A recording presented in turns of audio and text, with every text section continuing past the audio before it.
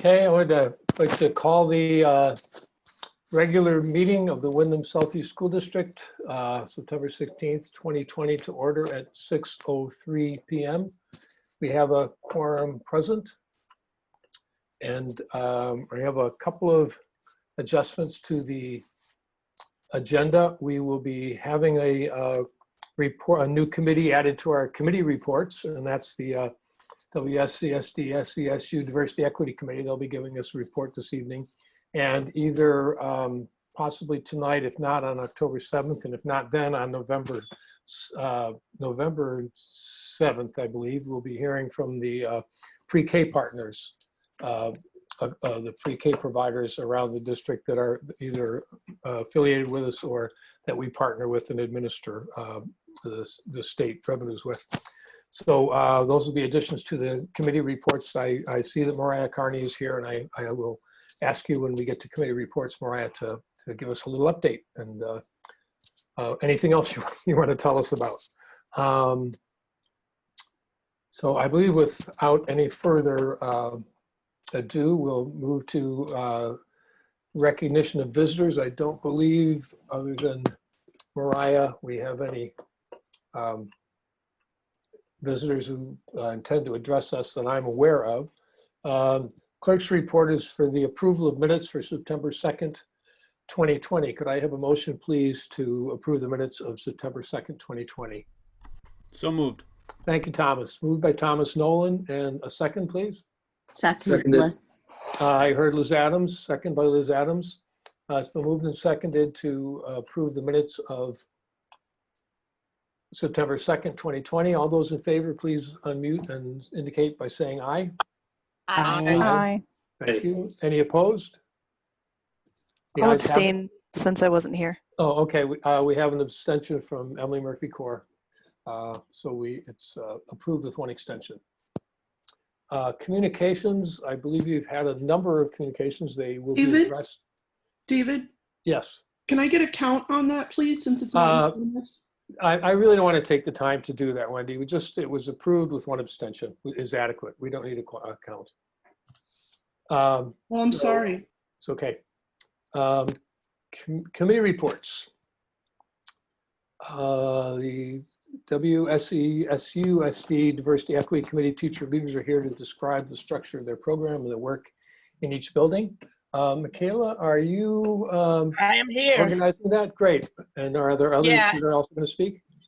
Yeah, I'm just going to give an introduction, and then people are going to speak from their schools. It's been a couple years now since the taxpayers of the school district approved an increase in budget and an increase in infrastructure in our schools that allowed for us to really have a lot of building-based work happen.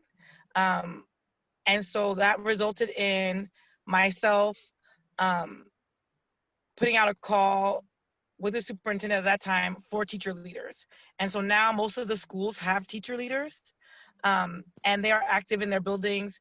They are already working towards many of the aspects of the anti-racist commitment that the board approved in July. And so today they'll speak to that. So this is part of the infrastructure that we're creating to help support our movement towards equity in the schools. And I know we're doing that in multifaceted ways, but this is one of the ways, by having a central force and diversity work in each school, and someone who's in that building who's able to communicate with me and the Diversity Equity Committee about what's going on at school. And that person also participates in study groups, and we're all like lifelong learners for sure, but these particular people are focused on diversity and equity and social justice in their lifelong learning. That's the journey that they're on. And so we didn't discuss who's gonna go first, but Shannon, do you want to go first? Sure. Then I can stop sweating. Hi, everyone. I'm Shannon Kelly. I am normally the librarian at Green Street School. However, this year I am a 6th grade hybrid teacher. So that's exciting. Tracy Benet Perrin is also here, and she and I are co-teacher leaders at Green Street School. Last year was our first year in this role, and we got kind of interrupted midstream in March, but I am happy to report that we've done a bunch of work in aligning our goals with the board's social justice and anti-racist commitment. We met throughout the summer to work on short and long-term goals aligned to that document. And I'm also glad to report our school-based committee has grown. So it now includes staff from all grade level bands and teaching areas, including paraeducators. So we're really looking forward to having a building-based committee to plan professional learning for our staff. And just to highlight a few of our main goals for this school year, the first is a faculty meeting devoted to diversity equity once a month, and our first topic will be centering equity in a remote and hybrid learning environment, reflecting on the spring and how we need to continue improving upon and evaluating our approach. We will also be working on developing student groups and parent caregiver groups within our school centered around issues of diversity, equity, and social justice. So we are in the process of communicating with our PTO and communicating with our students to see how best to meet those needs. And I just want to thank Michaela, especially in the last 6 months. I have really learned a lot from her about planning and facilitating large group discussions and PDs. So thank you, Michaela. Hopefully I can put that learning to use this year. Yay, thanks, Kelly. And I didn't ask everyone to report because these meetings sometimes tend to go long. So in the future, if you want to report from each school, we can discuss that, but I didn't do that today, David. No, that's not necessary. Okay. This is, well, it's kind of up to you, but, and your committee, but this is, the board really doesn't have a lot of information, at least not in an organized form or, consistent source of information on the work that the Diversity and Equity and Social Justice Office and this committee and the teacher leaders are doing. So this is so that we have an idea of what's going on and that we can better understand what we need to be looking at and what kind of support you need and where we need to be putting the emphasis to make sure that work continues to move forward, coordinated with all the other things going on. Thank you. That's amazing. So Eileen and Sarah, I asked both of you, so I don't know if you want to tandem or. Sure. Eileen, maybe I'll jump in and then you can fill in any gaps. Sounds good. So I'm Sarah. I teach 6th grade at Academy School. I'm doing hybrid this year. And much of what Shannon said is also true at Academy. We're leading discussions around race and other topics of diversity for staff.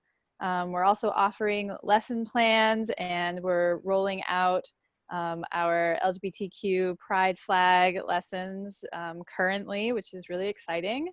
We're providing books for kids. And we're also suggesting books for staff is something I'm working on this year. Our focus for September was feminism. And so 9 people borrowed either Moxie or When We Rise, which are 2 young adult books that focus on feminism. We're also available as resources or a sounding board as teachers are thinking about including more diversity lessons in their curriculum, and we're continuing to learn. Eileen, do you have anything to add to that? I'll also mention that we're a larger school, so we did want to go with a more distributed leadership. So Anna Ocasio, our school counselor, is also a teacher leader. So between the 3 of us, we're working on goals for the year. We just had our first meeting and meeting tomorrow morning to discuss plans for our first faculty meeting. And we also, we hope to work on lesson plans that target younger audiences. We realize that lots of times our work, we tend to go straight to upper elementary students. And we realized at our meeting earlier today that we need to strive to find materials for younger learners as well. Otherwise, yeah, we're just getting going, really. You know, just in terms of the goals that we're making for this year and carrying on and picking up where we left off from last year. Thank you.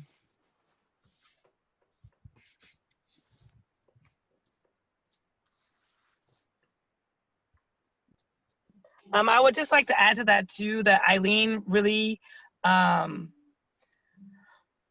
championed our summer book work this summer. And so that,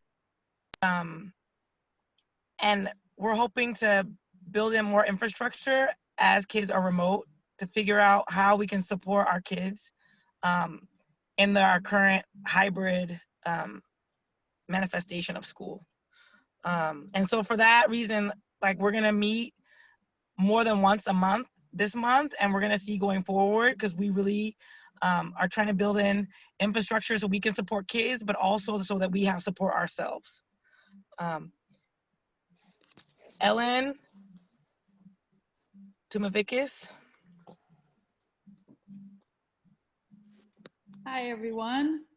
I am one of the teacher leaders at Putney Central School, and I'm also the art teacher. And I serve on the committee.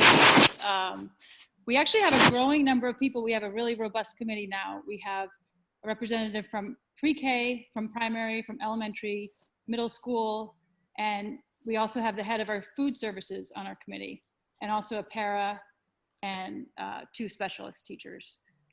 So it's a nice wide range of people on the committee. Last year, our theme was Stand Up, Show Up for Justice. So we started before COVID hit. We started learning as a committee about why we need to stand up for these various areas of justice. And we started with reading Robin DiAngelo's White Fragility as a group, and several attended a workshop in Birmingham. And then we came back from that and presented at a staff meeting and led the staff in a discussion around the issues, and we showed some footage from the workshop at the staff meeting. So that was a really robust conversation that we had. Then the next month we went on to look at systemic sexism, and we read a book by Suraj Shamali, and we did a staff meeting around issues involving systemic sexism and how that affects our teaching and kids' learning.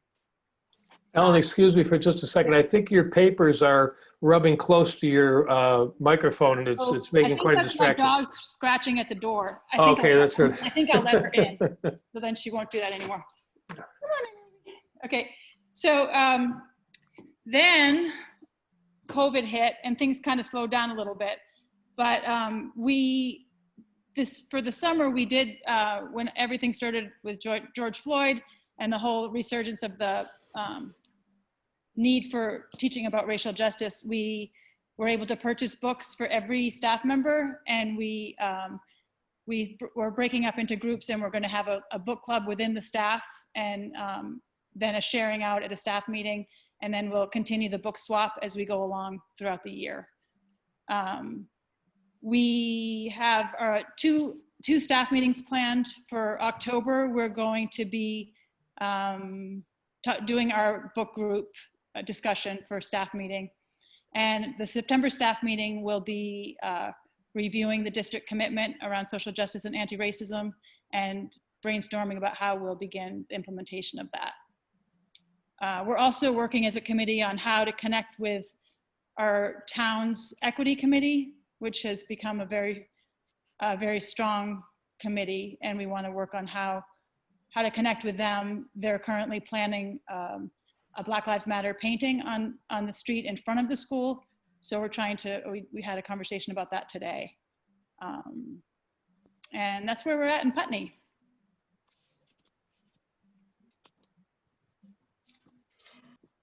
Thank you so much. Thank you, Ellen. Thank you, Shannon and Sarah and Eileen.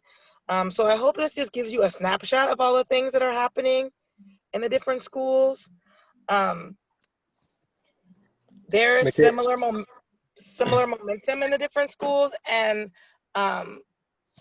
the Diversity Equity Committee just serves as a connection point and an education point for all of our teacher leaders. And the teacher leaders serve as that point in their schools, and along with the school-based Diversity Equity Committee. I will share that right now BUHS is developing their own Diversity Equity Committee, and there are quite a few teachers and staff members interested in joining. So that's getting off the ground as well. And I think that we have one more report. Oh, okay, thank you. We have one more report. I didn't see your name. And that is Corey from Guilford. Thank you. Yeah. I think the Diversity Equity Committee at Guilford's been a great platform to make a lot of things happen. So I definitely wanted to share. And one of those things is that we've been doing a staff meeting once a month for about 1.5 years. We've had our committee at Guilford for 2 years now. We've bought books for all of the classrooms, and we've also bought books for teachers to read in study groups, and also parents have been involved with those study groups. We've had coffee chats with parents in the morning to talk about issues of diversity and equity at schools. Teacher leaders have gone to trainings and study groups outside of the schools to bring back to inform our committee. We participated in the summer book program. We had a lending library at the Guilford Free Library every week for the summer. And we've made a page of resource documents for teachers to access whenever they need to. One of the things in staff meetings that we've worked on that I think a lot of people felt was useful was scenarios, role plays where teachers were able to practice with each other how they would respond to issues that have come up at our school. Our music teacher is doing a program right now where he's bringing in Black musicians to present to kids their music. We've attended Diversity Day by bringing art projects that were made at the school, community art projects to display at Diversity Day at the end of the year. And also we've gone to the fall get together, I don't remember what it's called, with our singing with pre-K 4th grade buddies. And let's see, what else was I gonna say? We've had guest speakers come into the school. So it's been a really cool couple of years doing it. So we definitely would like to continue having that support. So that's it. Thank you, Corey. Did I forget anyone else? Unmute yourself just in case that's here. I can speak to it. Well, I just want to thank you, and like part of these equity committees, these teacher leaders are all part of retention of staff and moving towards retention, recruitment and retention, because it is a stabilizing force within the schools, and having community in this way and building community in this way also, and people can correct me, I feel like is reinvigorating for me. And when things are difficult, we have each other and we're all working towards the same goal, and we can touch base with each other and bounce ideas off of each other, which I think is really important, because equity work can be difficult, it can be isolating. And so these connections among ourselves and with our peers are really very important. And if anyone wants to speak to that, please do, or disagree with me, that's okay too. If anyone wants to respond, go ahead, Eileen. I just want to say that a lot of thanks to Michaela's leadership. I've been working with you, I think, since 2014, and it's been really wonderful to see all of our initiatives growing, especially in the last couple of years.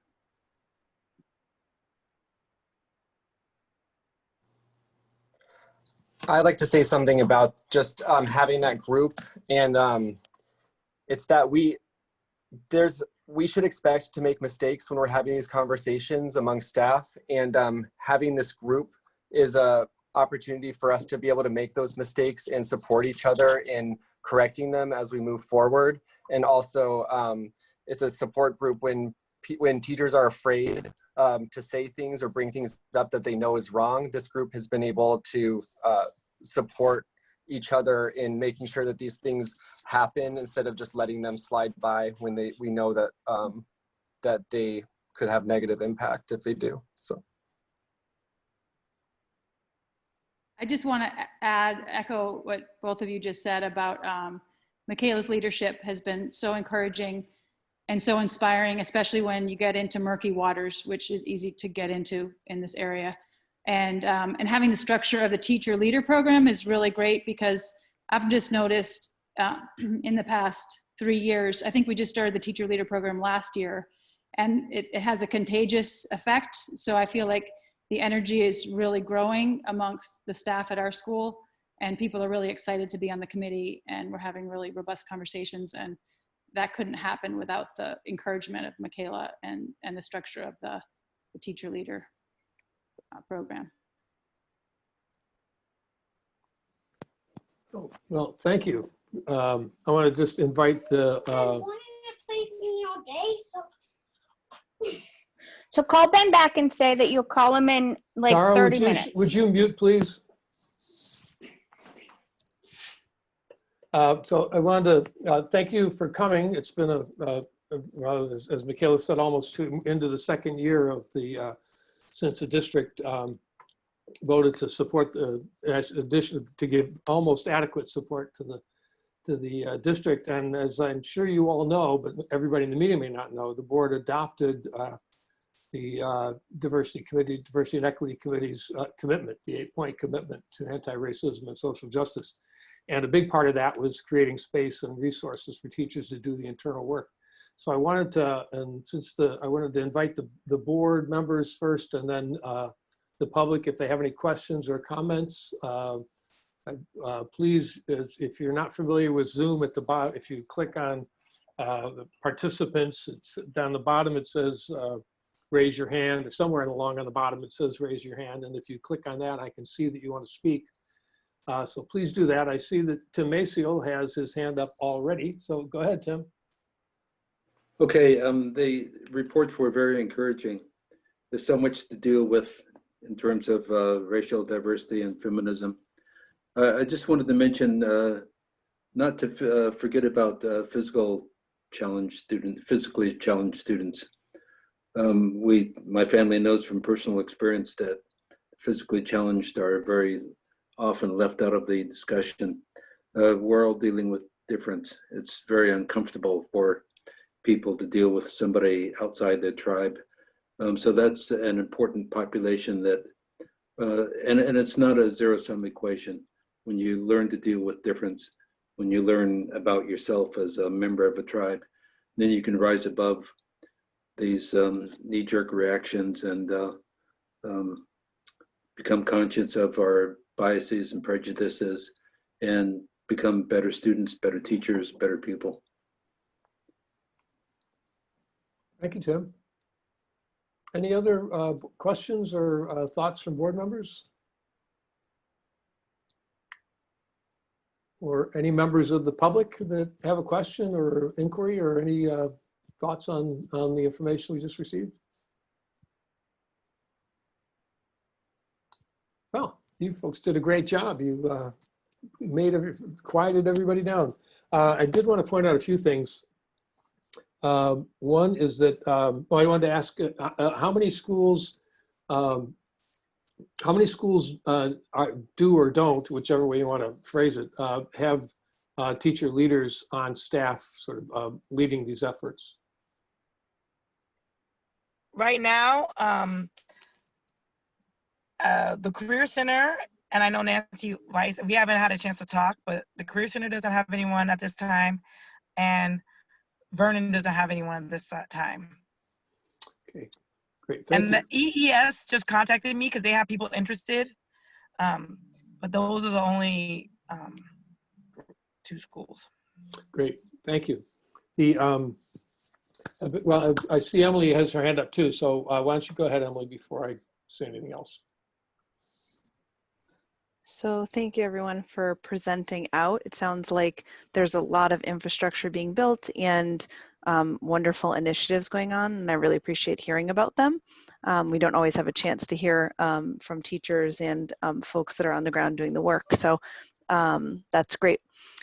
My question is, I think it's directed at Michaela. I just wondered, was the teacher leaders an infrastructure that was in our diversity document, or is this a way that we're actually going to be implementing our goals through that are in the document and then tracking them? Because I'm just wondering, like, how to synthesize all this great information into, you know, like a little bit more quantitative or qualitatively into the goals. So I would say that it's part of the infrastructure of how we're going to implement our goals. The teacher leader idea was part of the ask when we asked the town for the money. So it kind of predates the anti-racist commitment, but it definitely is the infrastructure that's going to help support those efforts in each school. And we have to remember that these are all people with full-time jobs, and like I'm the only one whose full-time job is for equity work, and so they do receive a stipend, but we have to also be careful about how much pressure we put on them. So I want to just say that about balance, but for sure they are part of how the anti-racist commitment is going to be actualized in the schools. I don't know if that helps. Yeah, no, that helps a lot. I just was trying to conceptualize how all this work is coming together because you guys are doing so much. So that's really helpful to know that they're like one piece in the puzzle, in that, you know, they'll be fulfilling some of the goals, but they're actually predated the document. So it's kind of like they'll be back feeding in. So thanks, Michaela. Andy? Emily, I was just going to say to your question, Michaela and I have discussed how we can align the district's commitment to anti-racism, the key tenets with the roles and responsibilities of the stipended positions, and so there's a number of things we've already talked about that are aligned with those tasks. So I was just going to echo what Michaela just said there. Thank you. Any other questions or comments from the board? Well, the only other thing I wanted to mention is that one of the things that makes this work hardest is finding time to do it. And given all the other things that teachers have to do, and particularly with administrators and all the responsibilities that they have, the demands on their time to free up teachers for this. But I just want to make it really clear that the board's commitment is to really follow through. And maybe the first thing that we're working on, and I actually was talking with Andy about it today, is the commitment to create space and provide resources necessary for teachers to do the internal work of becoming critically conscious, reflective, anti-racist practitioners equipped to shift mindsets. And I just read that from the commitment, and what it really means is that we're looking for a structured way to make sure that this time is available, not just a couple hours a month, but on a really consistent basis. And I don't want to go too far into the weeds on that, because there are as usual, lots of competing claims on teachers' time and on professional development time. But the administration recognizes really clearly that this is really the primary commitment, other than safety and education. This is the primary commitment and initiative for the board this year. And you're going to find that there are, you're going to have the teacher leaders and the people you're working with are going to have opportunities to really dig into this work this year, despite all the other things that are going on, or along with all the other things that are going on. So I just wanted to re-emphasize that, because it's easy to get lost in the day-to-day intense actions that happen in schools every day. So once again, any other questions or comments from the public or from board members or administrators or anyone on the questions for the teacher leaders? Okay, we'll move on to the next committee report, and actually this is this is the other new one that we're adding, our pre-K partners. And Mariah, would you like to, are you prepared to make remarks? I talked or exchanged some emails with Dora, but we didn't finalize any plans, but I know you're here, and I'd love to hear from you. I haven't seen you in months. Hi, thanks for Hi. having me. I don't have a formal report, but I can give you just a couple of updates. Every program is working hard to meet all the new COVID guidelines, just like everyone else is doing. We've lost some really good programs due to COVID. Some programs stayed open to be essential workers, for the essential workers. Some programs closed for a short amount of time and then opened back up. Some programs are changing their license to have school-age children, but we have 14 partnerships, and right now we are counting 150 pre-K students, and we're working on formalizing a report that we'll get to the board every month. Great, so we'll have a regular representation from the pre-K community. Great. Yeah. Great, thanks, Mariah. So now we've got all our already standing committees. I'll just kind of go down the list. I'm not sure the Climate Crisis Task Force met. The Programmatic and Performance Equity Committee, I believe, has a report coming up that Emily might want to mention. I'm not sure, Communications Council, I'm hoping Michelle will tell us about. I visited the Facebook page. That's pretty exciting. And here's Robin coming into the meeting, so she's perfectly timed. And well, we'll just go through the list. Finance Committee, did the Finance Committee meet yet? John? No, the Finance Committee has not met yet, but we are going to meet on Wednesday, October 7th at 5 o'clock prior to the regular board meeting. And Frank, one of the things that we are going to do is continue to have review of warrants and payroll. Questions can come to me, and then I will get the ones that I can't answer to Frank, which is most of them. And so that will be the same. We won't go into warrants and payrolls during the finance meeting. And also in the spring, we had Wendy do the minutes, and I was thinking about whether I need approval to have Wendy take on that task of 5 o'clock meeting on October 7th. I think you'll have to talk with Andy about that, and Andy and Wendy can, I think that's the way that that gets worked out. Am I right, Andy, about that? Yeah, I thought so. Okay. Yeah, I know we can't just assign Wendy additional work. Okay, thanks, Sean. And personnel? We have not met since the last meeting. Thanks, Kelly.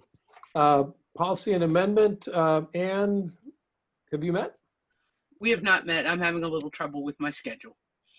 Okay, well, good. That means we don't have to meet. Programmatic and Performance Equity Committee, Emily, welcome back. And congratulations on all of that around. I don't know if you want to say anything about that, but I think it is next week, or the next meeting, the first October meeting. We will be, I think we're doing the Title IX report is scheduled for October, for the second October meeting, sorry.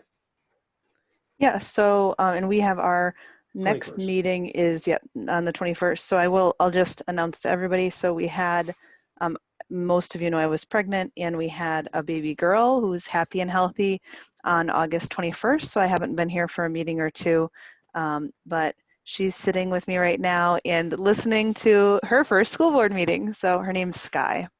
So we're very happy. And Jackie has created a standard, of bringing the baby, letting us see the babies. Maybe maybe when you're a little more used to it. Yeah. Great. Thanks, Emily. Climate Crisis Task Force. Thomas, you folks met yesterday or Monday? Yeah, we met yesterday. We had originally finalized a document that we were going to bring to the board for review as a possible policy adoption. We had extra time, so we decided to do another round of revisions, and we talked with some more people from boards, from school staff, and we will have another one finalized for review by the board in October. Great, and I have that also scheduled for the looks like October 21st as well. I pushed all of these things out so we would have September to, and we haven't done it yet tonight, but September to talk about reopening. So That's scheduled at this point for the 21st, so just let me know if anything changes. No, we'll be all set. Great, thank you. And I have to move that over so I can see the agenda again. Communications Council, Michelle and Robin are both here. We'll hear from you both.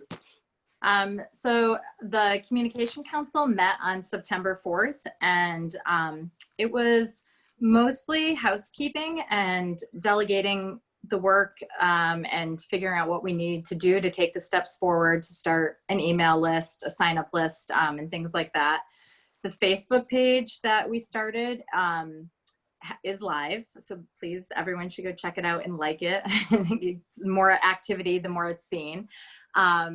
It was sort of introduced to the public on Monday. Robin created an event and did a great job going into the different communities and school pages and sharing tonight's board meeting.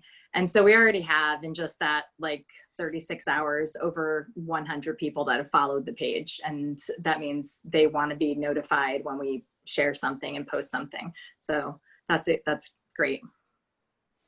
Great start. Thanks. Thank you, Robin. Oh, she's being shy. The Social Justice Committee. Yep, we met as well. We discussed the implementation of our policy of our commitment.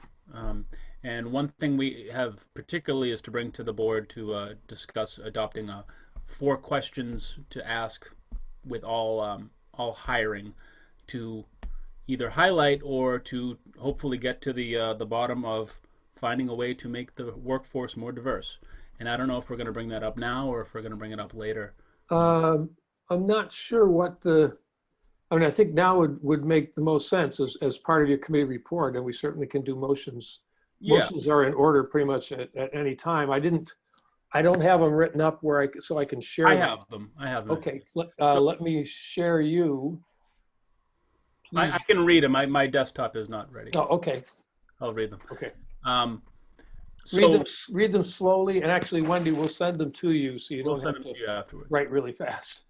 So Great, thank you. So what we voted to propose to the board is for every hiring situation to ask these 4 questions. 1, how many applicants did you get? 2, how many were BIPOC, Black, Indigenous, people of color? 3, is the proposed hire BIPOC? 4, what efforts were made to specifically find BIPOC candidates? And we are having a terrible time diversifying the workforce, and we all know that. We feel that asking this question with every hire, as maybe as monotonous as it gets, will maybe break us out of the rut. So we thought that this was a good way to remind us at every moment of hiring somebody to look into what efforts were made and what progress is being made. Great. So the questions are, how many applications were received? Mm-hmm. How many of the applicants were Black, Indigenous, or other people of color? Is the nominated candidate a Black, Indigenous, or other person of color? And what efforts were made to identify qualified candidates? Mm-hmm. Those are okay. So could I have a motion to that effect, and then we'll explore it? So moved. It's Ann. Thank you. Moved by Ann Beekman. Could I have a second, please? Second, Emily. Thank you. Second by Emily Murphy-Core. Kelly, comments, questions? Thanks, David. I just wanted to ask a clarifying question. When we're reviewing applicants, there isn't a way for us to know by their application what race they are. Is there a way that you're proposing that would allow us to do this? Would they add a question on the application about if they're BIPOC? I don't know how we would be able to judge that. Yeah, go ahead, Thomas. My take is the answer when we don't know is we don't know. So if we don't know, so say how many were BIPOC, if we don't know, we don't know. That's the answer to that question. Also, sometimes people identify that way without it being a visually obvious thing. I feel like it's asking us to make a judgment that I'm not really comfortable making. I would like to find a way for them to express that openly to us. I think that's something that I think that I think it must have been the committee that talked about it, because I know there was a conversation, and one of the things was, and again, this is something we can explore. We're not. This is one of many questions that I'm sure will come up in the process for us to work through. But having a question on an application that asks someone if what their background is in terms of having worked with the Diversity Equity Committee or having experience in, I'm not sure how to articulate the various things that would indicate that someone really has a background, even if not they're not a member of one of those groups, but that would give some indication. But again, you're right. We can't just ask people about that. So it's something we're going to have to think through. I'm sure we're going to have lots of ideas and thoughts on it. So part of we're not going to make you do anything illegal, Kelly. I can promise you that. So part of this is to make progress, and part of this is a survey to find out where we are and what we know. And we know that it's difficult. We've talked at length about that, but the point is to at least be cognizant of where we are. Great. That's the point. Andy? So Dave, a couple of questions just to clarify. So this is not voting on the questions wasn't an action item on the agenda. So is that something that, because it's not an action item on the agenda, would you be voting on it? That's just the one clarification, but just for background for the rest of the board. I did ask Stacy Musso, our Director of Human Resources, along with Diana Wally and Michaela, to pull together, and the Diversity Committee at the school level, to look at our process and to identify what's a smoother process that we would do for recruiting candidates. And so this is I would like to see, I would just recommend that we identify what that process is, whether it's identifying where we reach out to, what job fairs we identify, who are the contact points with Barb Nowakowski when there's a new posting, for instance. She has a listserv that she emails out to. Who does she contact? That's all, like that heavy lifting is the group that we would be looking for support from Michaela and Diana and the Diversity Equity Committee to kind of help us do that back channel work to refine our processes. So I would ask one if we could kind of develop that process, share that process with the board before you would vote on the questions, because I don't know, in absence of having that, all these minds working on it, I don't know what we're going to get for a different set of answers to those questions right now. The process question, I don't know. I do know that under Robert's rules, a motion is always in order. So we can make the motion. It may turn out that because we didn't warn that we were making it, it may be an issue, but typically, well, we'll find out. I think that there's a lot that we probably should at some point have a review of because there have been several conversations about how are we going to assure ourselves that we get more, that we're making a really constant and consistent effort to attract qualified candidates of color. And I know that with the new HR director and some of the things you just mentioned, and the groups and the high school people that we're looking to do some 1% work in figuring all that. I know all that work is going on, and that's going to have probably a greater impact than this. But it's also going to take a long time. And it may be that we want to pare it down to how many applications and then identify what specific efforts were made to find Black, Indigenous, or other people of color, and having that be part of the process. That might be a more manageable approach to it. And just for people that haven't been on boards or board meetings or worked in municipalities or school districts where there's a lot of controlling statute, it's not at all unusual for a committee to bring a proposal to work through for hours and hours and hours on a proposal, and for it to come to the board and get altered. And so, you know, this is very much in order right now for us to be asking all these questions and deciding what other questions we need to have and to not make a decision tonight. That's all perfectly in order. And then after we do all of that, the annual meeting can get together and change it yet again. So that's just how things go. And so you know, that's where we are in this process. And the committee brought this forward because they feel an urgency which is broadly shared across all our communities that we need to be doing a much more work and making a much greater effort to provide models for all of our students and to provide diversity in our workforce. There's just no question about that. And I don't think there's anybody here that isn't fully committed to that. So I just wanted to say all of that before I asked Kelly what her thoughts were. Well, first of all, I'll say that information is always a wonderful thing, and getting information about candidates and how diverse we are or aren't, or you know, looking at how we need to maybe how we can change things, etc., is always a great thing.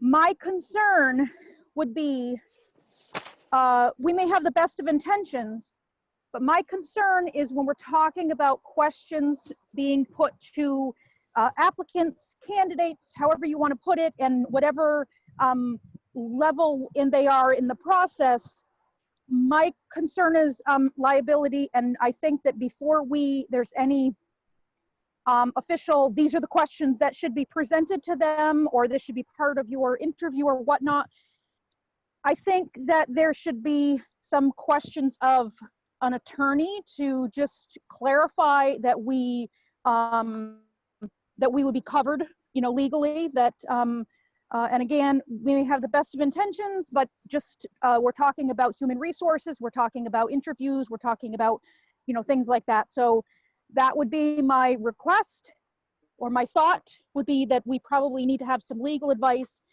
if we come up with some particular questions or some particular line of questioning, thinking, categories of things, etc. Thanks, Kelly. Anne?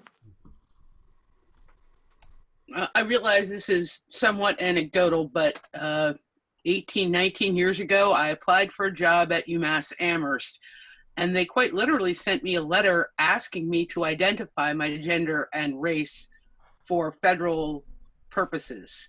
So I imagine that that is legal. Again, run it by the attorney, but if they were doing it at a large state university, I imagine that it's entirely legal. Thomas? Oops. Yeah. So I just wanted to clarify, this question is to more or less get a survey of what we know. It's not anything more than that. So I think we're making a little bit more of it than what needs to be. The answer, I don't know, is perfectly fine for these questions. If we don't have the information and we don't know, then that's the answer. It's not anything more than that, really. This is more or less to get a feel of what we know and what we're doing.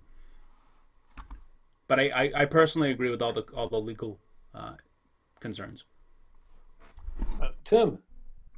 Regarding Ann's comment, when I was in higher education doing hiring, HR would ask those questions, but they would never be revealed to the hiring committees. That was our standard practice.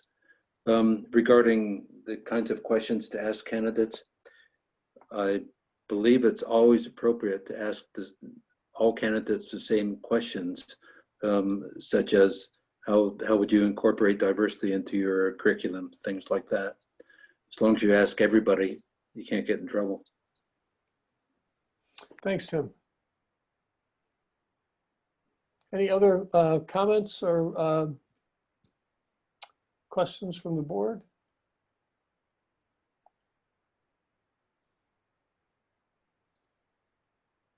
Thomas, shall we go ahead with the vote, and with the expectation that we will check with an attorney to make sure that we're not moving in an illegal direction. But I think that's a separate concern. Yeah, it is. So yep. Yes. Okay. Okay. Well, we have a motion to to approve the following, the 4 questions to be asked with each hiring, each nomination that the board receives. The first is how many applications were there for the position? The second is how many Black, Indigenous, or other people of color were candidates? Is the proposed applicant a Black, Indigenous, or other person of color? And what efforts were made to identify Black, Indigenous people of color? And I see, I was going to call the question, but I see 2 more hands up. Sean Murphy and then Robin Morgan. Yeah, thank you. I was just wondering, who is being asked? In other words, where does this information come from? Would it be the head of human resource of the district? Well, the In other words, superintendent. it's a group of questions. Who receives the question and then who disseminates the information from the question? Well, the motion is for the board to ask these questions when we receive a proposal for employment. The policy is, and the statute is, that the superintendent brings a candidate to us and we accept, we approve or reject them.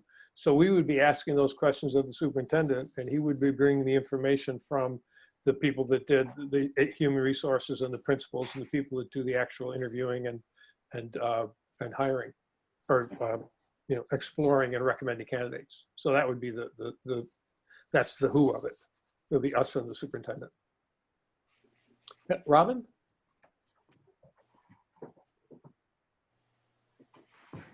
Hi. I just wanted to acknowledge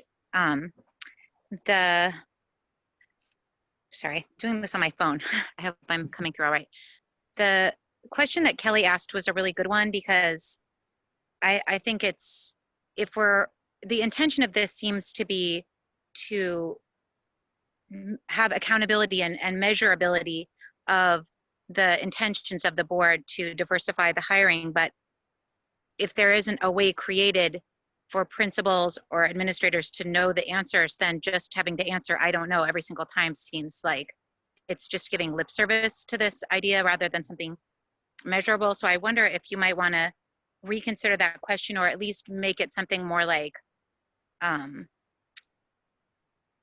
do we know of any, or do we know of candidates of color, instead of how many were there, because it just seems likely that the answer will always be "I don't know," if we're considering that most of the applications come in on paper first and only a few of the people are interviewed.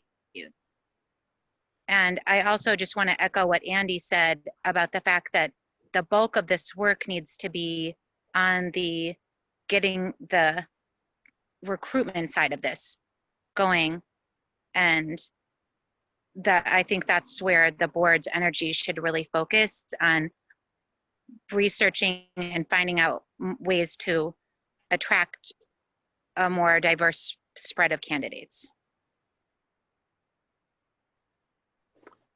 Thank you, Robin.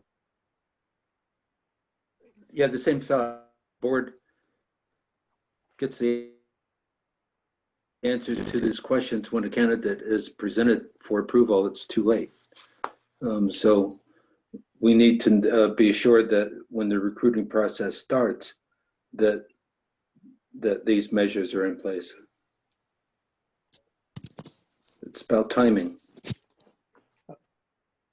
Thomas, if you want to respond to any of these or talk about the committee's process, feel free. Just to reiterate that this is mainly a survey of what we know and what we don't know. We're aware that it's difficult, and we're aware that the majority of this is in outreach and where we look for candidates. But at the very least, we have to know, I believe we have to know what the current situation is. I think there's also a value for people who are doing the seeking right now and the interviewing, to know that these questions are going to be asked. That this this is of deep value to the board, and we want to make sure that that it's clearly communicated that these efforts have to be made. And again, the last question might be enough, but that's not what the proposal. And to show our point of view that the current situation is unacceptable. We know that it's difficult and we know that there are good intentions, but the current situation can't stand. So this is to reiterate that. Sean, you had your hand up. Did you change your mind? Yes, I changed my mind. Thank you. Okay. Keith Lyman? I was going to take my hand down, but I just wanted to make sure that you understood that sometimes there's really challenging situations where, so some of this sounds, a lot of this work can be done when we have like an opening in January or February for the following year, but we often get resignations in August and we're scrambling and there can be some challenges regarding timing of these things as well. So I just wanted to make sure you're aware of that. Andy? Thanks. I just, I can't reiterate, thanks, Robin, for reinforcing the point. The efforts in recruitment are probably the greatest efforts, and to have that streamlined and consistent process. But the greatest thing we can do right now is to ensure that our marginalized students have the best experience within high school, and that our students find success when they're in high school so that they can find their way into post-secondary teacher preparation programs.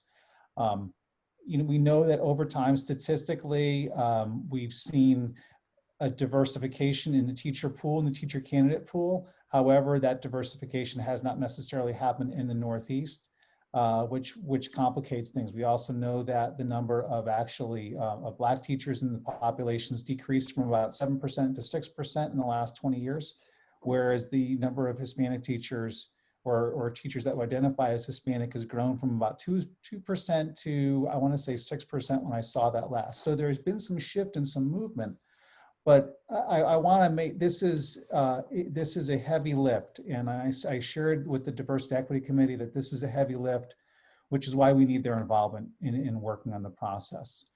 We are committed to sending teams to regional recruitment fairs to find those times where we have a captive audience of larger groups of candidates where we can interview. But the greatest things we can do, the two best things: one, let's streamline the process and come up with a really great process that we can apply easily in all situations.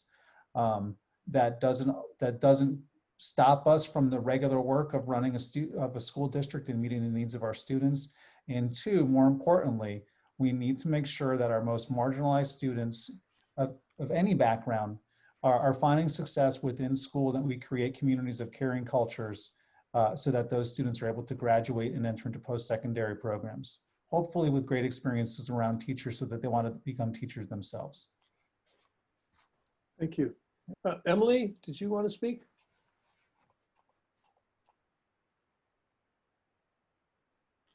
No, I didn't have my hand up. Oh, okay, you were unmuted. Okay. Any other comments?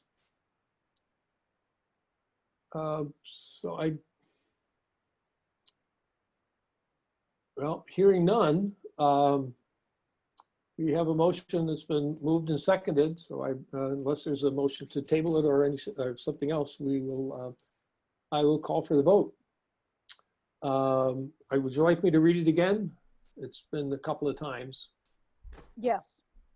Okay. The motion is to adopt the following 4 questions to be asked with anytime we have a recommended hiring of a new employee. 1, how many applications were received? How many of the applicants were Black, Indigenous, or other people of color? Is the recommended applicant a Black, Indigenous, or other person of color? And what efforts were made to identify quality candidates, Black, Indigenous, or other people of color? So all those in favor, please unmute and indicate by saying aye. Aye. Aye. Aye. Aye. And all opposed? Any abstentions? And it's unanimously passed. Okay. And I will check on whether whether we can do what we just did, because it was not a Warren decision. It was part of a committee report. Sean, a question? Yes, before we leave the Social Justice Committee, Mhm. I was kind of wondering which date Thomas was originally referring to, because I believe we had two of the meetings, one on Thursday, September 3rd. I'm sorry, I And forgot. I think we did have another one, and those two were interviewing people that can bring help to the district in terms of specific questions concerning racial justice or social justice. Yeah, I can comment on that. I totally forgot. Thank you, Sean. We had our main meeting earlier in, I'm sorry, I forget the date, but we've since had two special meetings to briefly discuss possible training or help from outside, I don't know if educators or vendors, basically, people who can help us with board level, administration level, and staff level training on implementing our commitment. And we've done two of those, and it looks like we'll hopefully do a couple more. Sean, a follow-up? Yeah, I do have a follow-up. That is going to be one of the things that I had asked Frank whether we could put it on the finance subcommittee meeting on the 7th of October. And that would be to, if we do have proposals from these individuals that Thomas was just mentioning, that we could look at the proposal and look at the dollar amount and start thinking about, funding such a thing. Great. Thank you. Anything else from Social Justice Committee? That's it for right now. Okay. Carrie, I hope we didn't have an SU board meeting, because I missed it if we did. We did not have an SU meeting, so you haven't missed it. Andy and I spoke the other night about trying to get one scheduled. So hopefully you will see it end of September, early October. Great, thank you. You're welcome. And Leadership Council reports. Have any Leadership Councils met that would like to report their actions? Michelle? Yep. So Dummerston met on September 3rd. And I just want to give a shout out to Julianne, because she's done a phenomenal job with just reporting and answering questions and making sure that parents feel like they have the big picture. So that meeting was really just all about reopening and what they're doing and questions and answers. And it's really been appreciated by the families that are participating. I know that. There is a new member that joined the Leadership Council, and I'm sorry, I didn't remember until I saw my notes today. I don't know if I needed to let you know ahead of time, or if we could just make a motion to approve her and add her on. Yes. You move to add. I move to add Carrie Newton to the Dummerston Leadership Council. Okay. I'll second that, just to get it to move it along. All those in favor of adding Carrie Newton to the Dummerston Leadership Council, please unmute and indicate by saying aye. Aye. Aye. Any opposed? Great, thank you. So thank you. Carrie is with us. Sean Guilford, evening. Oh, you're muted. Sorry about that. The Guilford Leadership Council met on September 4th, and where there were 10 people in attendance. And I would mimic what Michelle just said, and I would say it towards the principal at Guilford, John Gagnon, did an excellent job in terms of the rollout of the school year. And we also had a member of the Guilford Town Planning Commission, and trying to align the things that are in the town plan and Guilford School. So that was really interesting. So there'll be some more work to try to coordinate that alignment between the town plan and the Guilford School. And we talked also about some of the outdoor buildings that are being constructed. And it's a tremendous volunteer effort. I think in the last couple of Saturdays, they put up a, I think it's 20 by 24 building directly adjacent to the school. So they'll be ready to do outdoor learning, or maybe they've already started using it. So that was pretty exciting. I was talking to a friend of mine who worked a couple of really, really long days trying to do carpentry work, and it was all volunteer labor. So that was pretty impressive. So thank you. Great. Thank you, Sean. I don't know if people have had a chance to drive by many of the schools, but they look very different from the outside. There are tents and structures and bicycle paths and all, just really remarkable amount of activity going around outside those buildings. Ruby. Hi, my name is Ruby McAdoo, and I am the clerk of the Putney Central School Leadership Council. We did send a summary report to the board, so just some highlights of that are, we had a pretty robust discussion around remote-only learners, and I would say it had two threads, and one was because remote-only learning is centralized, we wanted, as the leadership council, we wanted to ensure that PCS values were reflected in what our PCS remote learners were experiencing. And so that's, I think, something we will continue to discuss and want to make sure we don't lose sight of. In addition, there was just a question and a concern that we had around social emotional connection between the remote only learners and their original classes. And so we had some ideas about how the leadership council could assist with that in terms of creating opportunities for social and emotional connection with those families and those kids. And I think we'll continue to be having those conversations. Beyond that, we did talk about the leadership council perpetuation in terms of plans to put out a call for interest for people who want to serve both the staff and the community, particularly focusing on including and finding ways to welcome BIPOC families, trying to meet kind of the charge that the board has put out there to make that a priority. We are, and I think that Ellen Tumavikas mentioned this, we are co-sponsoring an equity and inclusion book group that is just starting. This week is the first of the real book groups, but it's a pretty vibrant one, and it's with the town, so that's pretty exciting. And then the only other thing to call out is that we have formally put in a request to the board to consider discretionary funds for leadership councils, and we hope that that's on your radar as you go into considering the beginning of thinking of budgeting for the next fiscal year. I think that's it.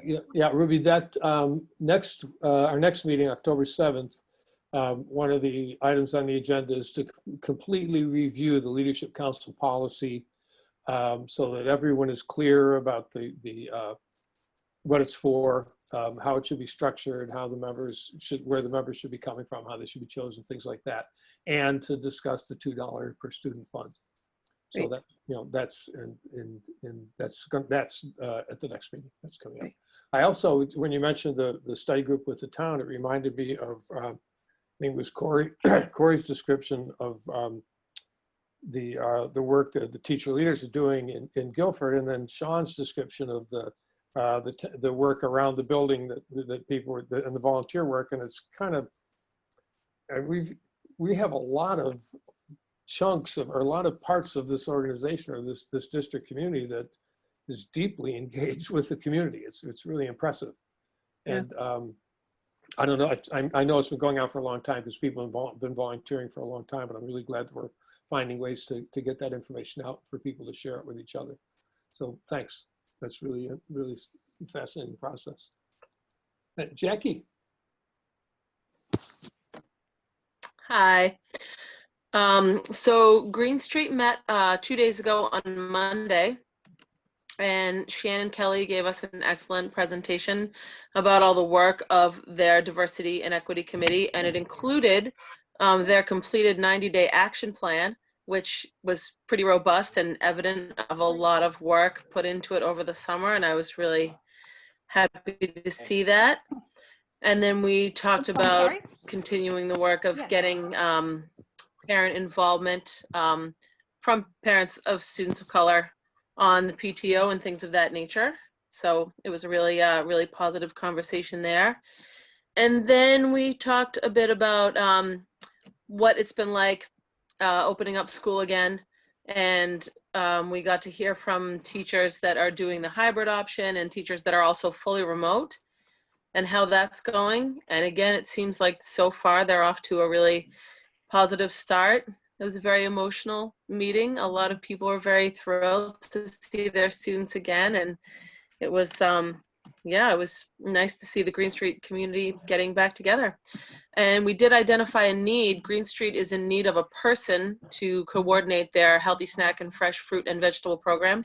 So we've got a couple of irons in the fire for people. But if there's a Green Street parent watching this now that would like to help out with that, it's a low commitment volunteer opportunity, but certainly needed and appreciated. So definitely contact Green Street School if that's something that you would be interested in. Hey, Jackie, you'd be a great candidate for that. You know, I would love to organize it. I have can't do the everyday pickup, but I would actually really like to organize the whole thing. So I thought about volunteering. Just think about your job and your kids before you put your hand up. I was kidding. I was really joking about that. Oh, okay. Knowing how straight out you are all the time. Thank you. But I don't say no, so it's hard. All right. I know. Mary Coughlin. Yep, the Oak Grove Leadership Council met yesterday, and we talked about, of course, the reopening and how things are going. Got some good feedback from families, so that was great. And then the families that are on our Leadership Council are really looking for ways to engage other parents. That's always a big thing for us at Oak Grove. So especially now where everything has to be virtual, we spent some time discussing that. We've been able to create kind of an email group so people can connect with the parents that are on the Leadership Council, and that will be a way to connect parents and then identify some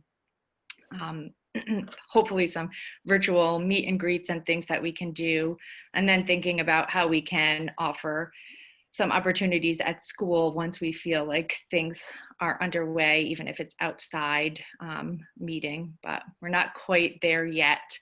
We talked a little bit about social emotional learning, and we had a parent member who has an interest in that, and she brought forth some ideas that we could do, and then just some ways to organize those ideas for staff. And then we'll meet again in October. Thank you, Mary.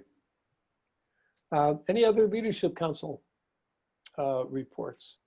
I get a reminder that the next meeting we'll review the policy.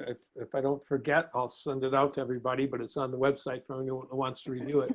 Oh, Kelly, go ahead. I saw you were unmuted, but I didn't see your hand, so I didn't know what to think. Go ahead. Well, the BUHS Leadership Council met briefly yesterday. There were a number of people who weren't able to be there, including Mr. Perrin, who was handing out some things for some students at the high school. And so it was one of the big takeaways from the meeting was that they're very anxious to get a read from the board as to what their goals are supposed to be. And so they're looking forward to the next meeting when that's subject is addressed. And so that was we talked a bit about the start of school and how things seem to be going. I did tell them that I thought tonight we were going to be talking about statistics, and they were interested in that. So. Great.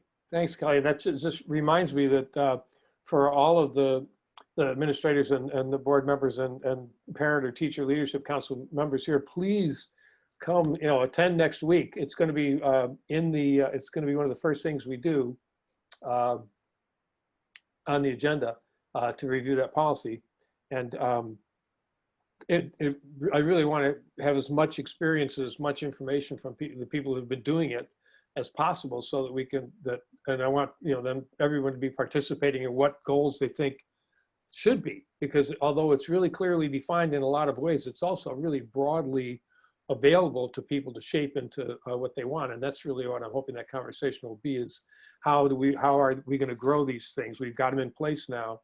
How are we going to grow them? How are we going to make sure that they're representative and inclusive? And then how are we going to share some of the best practices, like the things that that Mary just mentioned, the email and other communication things that they're developing. So that's what I'm hoping will happen at the next meeting, and we'll all come away with a really clear, solid idea about how to continue to improve the efforts and the work of the councils. So thank you. That's terrific. Let's see. So we are now at the part that we all came here for, which is administrative report and information on how the reopening went, which we spent the last couple of months spent a lot of time talking about. So Andy, let me turn it over to you. David, can I share my screen? Am I enabled to share? You can, as soon as I push the little arrow that says multiple participants that can share. You can. All right. Yeah. So I'm going to tell you, it's been a great reopening. I need to make a couple adjustments here to drag a few things so I can see my.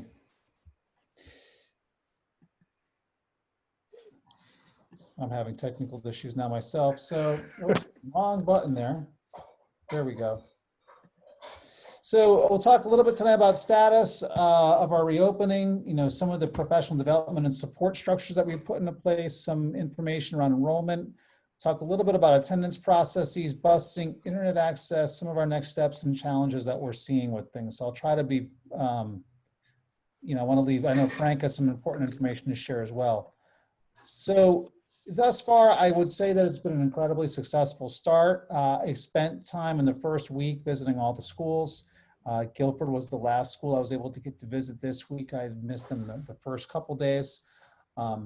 And looking at things, the processes are all pretty straightforward.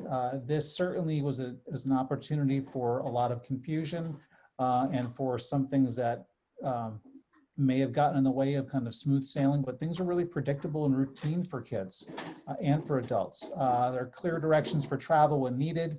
The buildings look absolutely phenomenal. And it's always magical coming back from summer and seeing a school and the work that's been put into place over the course of the summer and how hard the custodial maintaining crew works on the facilities. And in this case, it did not let down. The buildings were spotless, they look excellent, and all the extra work and attention that went into place around orienting students and families and staff to where kids are supposed to go all was well received.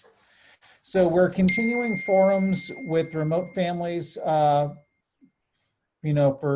families and students for tech support. We've identified needs for tiered supports for staff and students. We know we have new functions and applications are being rolled out regularly. Paul Smith is working on getting Clever set up and running. And Clever, if you've heard what is Clever, we don't need to get into it too much, but Clever is really a pathway to a single sign-on for multiple applications for kids. And so they can go into Clever and have access to their whole toolbar and different features that are in front of them instead of having to sign into each task individually. So within the reopening, there are what we call 3 phases and 3 steps. So phase 1 was that idea of what does just reopening the schools look like? And that was what really started in July for us and went all the way up until September 8th. Phase 2 that we're now all in, and this is when we hear from the Secretary of Education, talks that phase 2 is really about keeping the schools open. And these are the tangible steps that we have to make sure that we're taking to keep the schools open. And then phase 3 is really that post-COVID world of what we'd say is recovery. So within these steps, we're in what we'd call step 2 right now, and that means we're open with restrictions. And that's a really important step. All the schools in the state of Vermont opened at step 2. And it means they're open with restrictions around numbers of people in rooms, the physical distancing guidelines. And then step 3, we're waiting on what that would be. That would be open with fewer physical distancing restrictions. We're going to be starting to look at that work and examining what does it actually entail for our buildings and facilities with the space that we have. And then post-COVID, we are fully open and back to as normal as pre-COVID as possible. So within step 2, if there's ever a transition to step 3, the Agency of Health, the Agency of Education and the Department of Health, sorry, there was a typo there, would notify us when we would be moving to step 3. We're currently identifying or developing a COVID-19 dashboard, and that the purpose of that dashboard is to have transparency on the number of cases in schools, whether it's staff or students, without identifying any personal information with any of the people that might have it. And this notification would go out when and if possible. And so the idea that we've seen in other districts as well is just being clear about, do we have, are there COVID cases in schools? What does this impact on any sort of changes for practices or routines? And we will be starting the planning for transition to step 3. This is, again, cautious planning. We know that there's a lot in the backs of our administrators and teachers in making things work. The dust is settling right now in terms of what this looks like. And we want to make sure that whatever doing, we're having whatever physical distancing whenever possible and feasible, and following those guidelines. So in terms of the scheduling of things, in terms of what this looked like for the our first day with kids was on the 8th. The 8th to the 11th was really that transition in with our remote students, and the 14th was the launch of our remote classes. And so all classes are now in session. With regards to connections and focus, one of our focus has been really on building community within the schools and re-engaging our community. Expanding opportunities for connections for students and teachers, allowing time for students to establish and reestablish relationships, and really addressing and expanding the inclusivity of messages with both in-person and remote students. I'll be honest, it was exciting to have kids back into school and seeing kids learning, and whether students were in person or remote. Because of the transition with things, we realized early on that we have to be more kind of expansive in our thoughts around things and who we're recognizing when we're celebrating and kind of really sharing great work that kids are doing or great things that are taking place in whether it's a virtual classroom or an in-person classroom. So in getting back into the normal, so step 2, some of the things that we're really focusing on, again, acclimating to the new norms of the building, physical distancing, limiting the cohort size to facilitate contact tracing, learning new routines, evaluating, adjusting, and adapting. And we're spending a lot of time on, we thought we had a plan. We knew that a plan's working. The plan is flexible and nimble enough that we can adjust and adapt as necessary.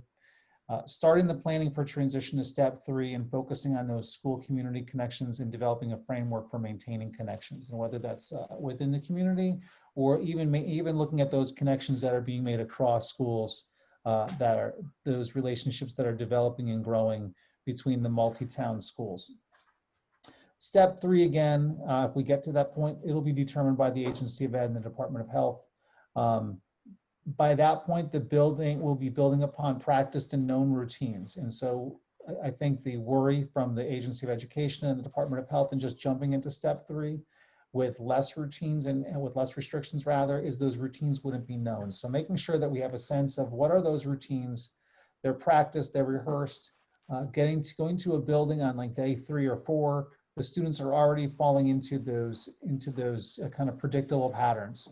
They know where to go, they know where to line up, but that takes practice, and it'll take probably 3 to 4 weeks for things to look great and be flowing really well without too many mistakes.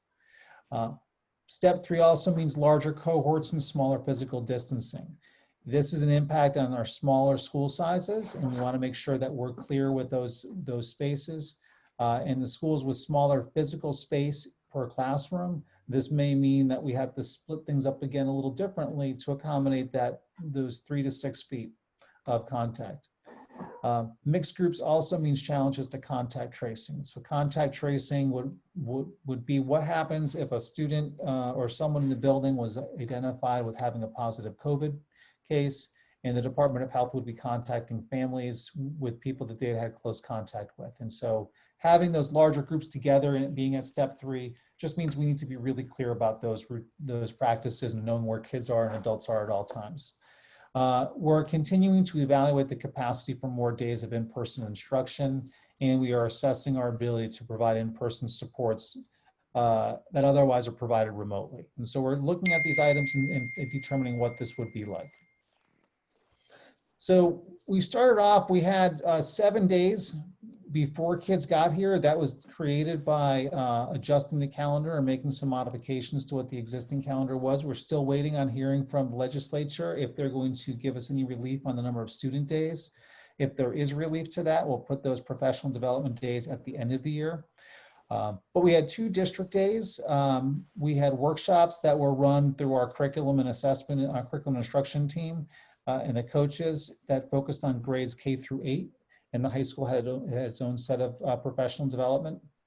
The workshops for grades K through 8 included online course design, creating teacher-made videos, equity and outdoor education, special education training, creating a foundation for social and emotional learning, continuing the conversations about race, and student engagement workshops, which included things like teaching outside, inspired educator engaged learner, project-based and place-based learning, math routines to welcome all learners, and digital tools to support reading instruction. And so those student engagement workshops were teacher choice. So teachers were able to select which workshops they wish to attend for that last bulleted item.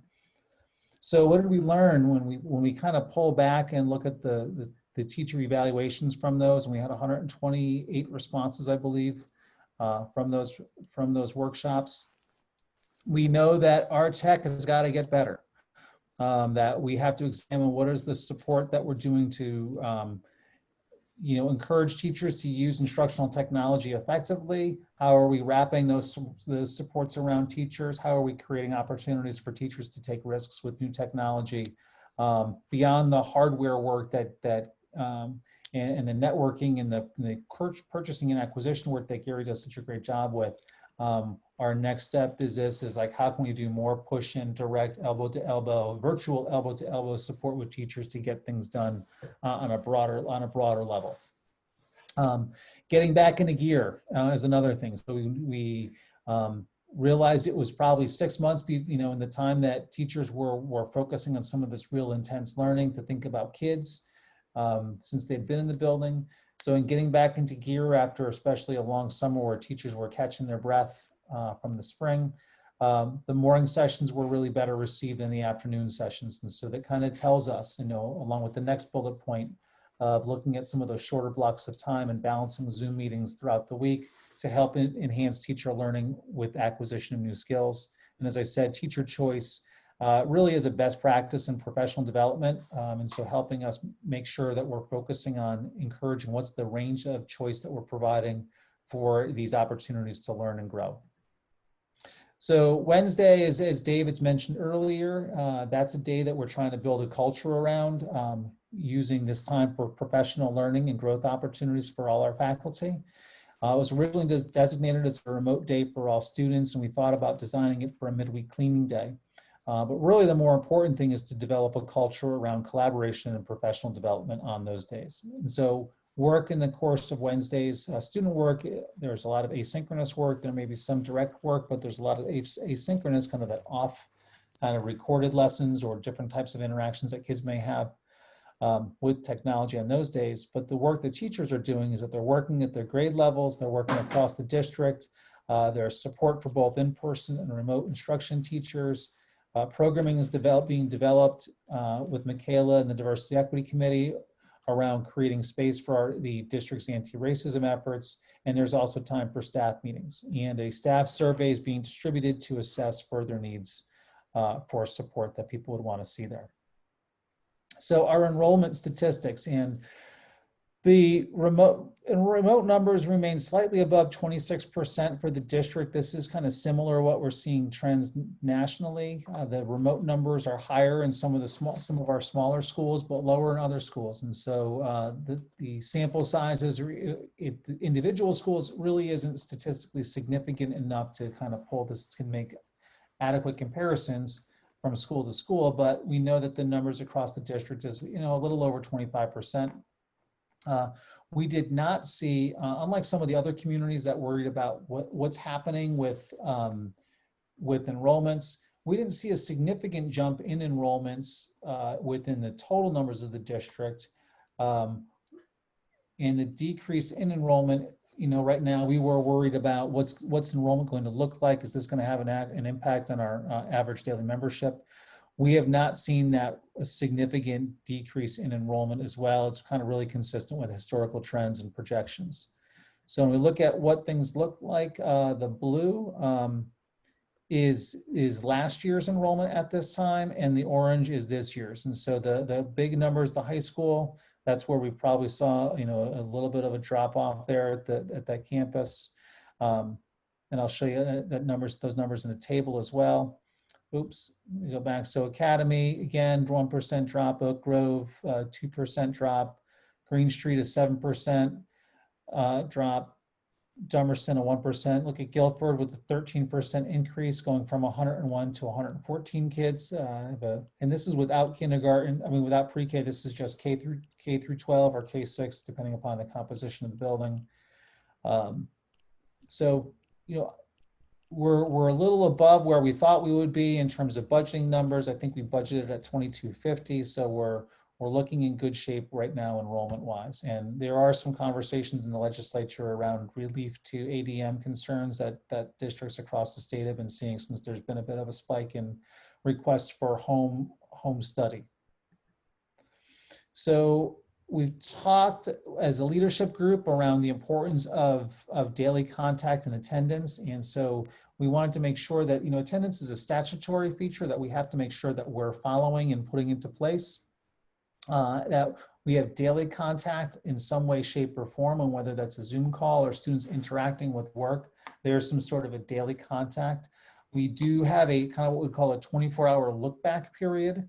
And the idea of that is, if a teacher, we really, really want our teachers to work their typical hours and their typical workday. I think one of the concerns that educators across the country had at the springtime was this kind of emergency and crisis response to the shutdown. That led to teachers working, some starting at as early as 5:30, 6 in the morning, and working until 10, 11 o'clock at night. That's not sustainable for our workforce, and we want to make sure that our teachers are maintaining their very typical structured days and lives. To balance that, we know that many of our students have families that may not be able to support them with working or logging on, or especially our youngest students, until later in the evening. So we give that look back time period. So if the teacher signs off at 4:30 or 5 o'clock and says, okay, I'm going to relax and reflect and be rejuvenated for the next day at that point. If the student logs in and does work at that day, they have the ability to adjust that attendance the next day when they would go in. We are concerned with attendance monitoring, and so the kind of the flow chart of that would go, if the teacher notices, it starts with the teacher at the classroom level. If they notice that there's attendance issues or concerns, they would notify a counselor or the principal. If it continues to be, and then outreach would be made to that child's family. If there are continued challenges or concerns with that, we would implement kind of our district, the building level practices, and then perhaps to a kind of a system-wide level. And so we're actively evaluating our attendance needs and how we're tracking our students. So the topic of vulnerable populations comes up, and what are we doing with our, our students? And so we've identified at least one point person in each building to serve as the coordinator of this work, but it really is an all hands on deck approach. And we're using our Ed Solutions team, our diversity coaches in this work, all our staff, our counselors that would be involved in this. We do have a kind of what we call a ticket system in development. And the purpose of that kind of ticket system, it's a virtual ticket that allows us to track the report of a concern around a vulnerable student, to see where that student exists and the support for that student exists and the kind of a pipeline of actions that we're taking. And also we want to have a firewall around that child to make sure that they're not falling off. And so that ticket system would be a school-based initiation. It would allow us to give school-based actions as well as district level actions. And then the indicators, what we look at for what we would include, but really not limited to students being what we would call this vulnerable category, students with academic challenges or struggles or concerns, students that may have difficulty with connecting with peers or connections to the school community, attendance issues, as well as just generalized engagement with the content in their workload. We've talked as a group about the designation of what we call clean spaces in the building, and those would be spaces that students could come in and perhaps if they need to download some work or load work onto a Chromebook in the time that they're not available. Once we get to that step 3, identifying those spaces to be utilized for that.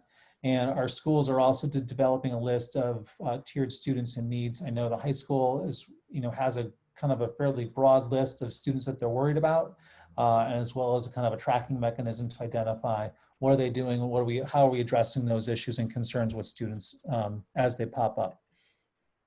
So busing, we talked about the challenges of busing. I'm not sure if you saw the article in the Reformer, but there is Mescas did implement a fogging system on their buses, but we've changed a couple other things. And so when I spoke with the bus company today, they were thrilled with how things have gone.